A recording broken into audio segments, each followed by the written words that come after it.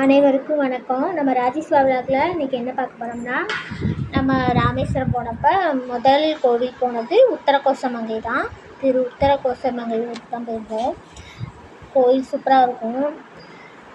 நான் இதோட 2வது தடவை போய்ட்டு வந்துட்டேன். இது எங்கள் அக்கா பேரன் தான். இப்படி பார்க்காம பார்த்தீங்களா, துருன்னு பார்த்துக்கிட்டே இருக்கான். 2.5 மாதம்தான் ஆகுது.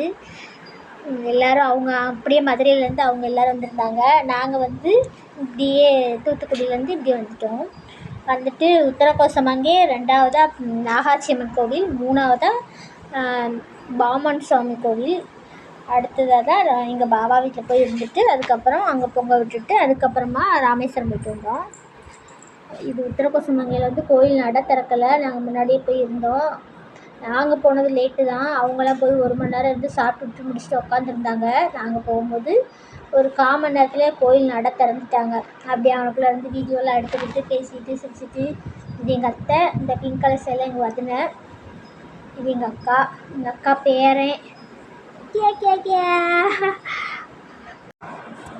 அதோட ஒரு குழந்தை பிறந்தப்போ தூக்கி பார்த்துட்டு விட்டுட்டு வந்தேன். 2 நாள் இருந்துட்டு அதுக்கப்புறம் இப்போ தான் கையில் தூக்கி வச்சுருந்தேன். ரொம்ப நேரமாக வச்சுட்டே இருந்தேன். குட்டி பாப்பா தம்பியில் அதனால ஆசையாக இருந்துச்சு, வச்சுட்டே இருந்தேன். இந்த கோவில் கோபுரத்தை பார்க்குறதே கோடி புண்ணியம் சொல்லுவாங்க. சர்சல் ஏறிக்கிட்டே இருக்குது. யாரும் நினைக்காங்களா ஏசுகிறாங்களா என்னன்னே தெரில. ரெக்கார்டிங் பண்ணும்போது ஃபேமிலியாக எல்லோரும் போயிருந்தோம். நல்லா சந்தோஷமாக ஜாலியாக இருந்துச்சு. இங்கே பாருங்கள், உத்தரகோசமங்கை கோவில் கோபுரம், இது கொடிமரம்.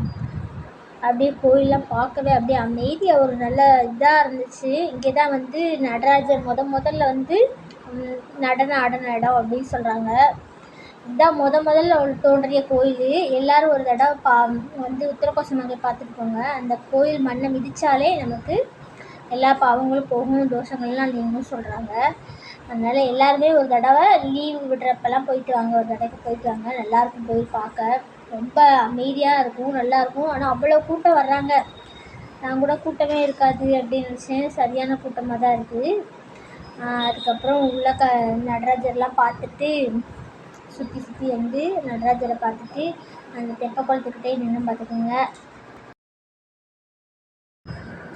அதுக்கப்புறமாட்டிக்கு கோயிலெலாம் சுற்றி வந்துட்டு தெப்பக்குளத்துக்கு ஒரு வீடியோ எடுத்துகிட்டு அதுக்கப்புறம் அவ்வளோதான் முடிச்சிட்டோம். அப்புறம் அந்த இறந்தப்பற மரத்துக்கிட்டேயும் போனோம். போயிட்டு சந்தனம்லாம் வாங்கிக்கிட்டு இங்கே வாங்கிட்டு பத்திரமா வச்சுருக்கேன் 2-3 பேருக்கு கொடுக்குறதுக்கு. அவ்வளோதாங்க. உத்தரகோசமங்கையில் வீடியோ எடுத்தது. ஓகே, பாய். அடுத்த வீடியோ பார்ப்போம்.